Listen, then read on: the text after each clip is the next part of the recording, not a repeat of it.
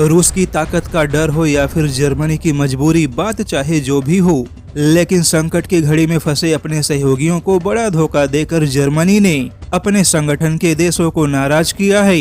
यूरोपीय यूनियन की आर्थिक महाशक्ति यानी कि जर्मनी को लेकर एक बार फिर से सवाल खड़ा हो गया कि क्या जर्मनी भारत या फिर किसी भी देश के लिए एक भरोसेमंद सहयोगी बन सकता है, क्योंकि जर्मनी बड़े बड़े वादे करके, बड़े बड़े बयानबाजियां करके ऐन मौके पर अपने वादे से पीछे हट जाता है।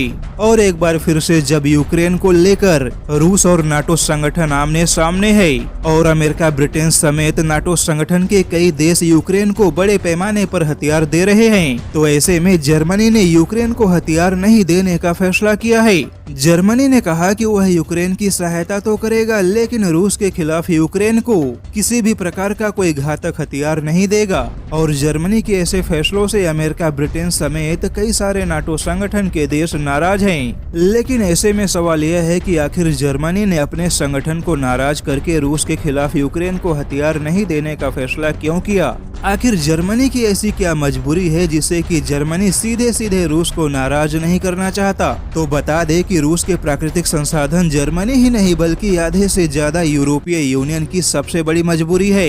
और इसका अंदाजा इसी से लगाया जा सकता है कि नाटो संगठन का सदस्य होते हुए भी अमेरिका की तमाम धमकियों के बावजूद जर्मनी ने रूस के साथ नॉर्थ स्ट्रीम 2 गैस पाइपलाइन परियोजना को बंद नहीं होने दिया।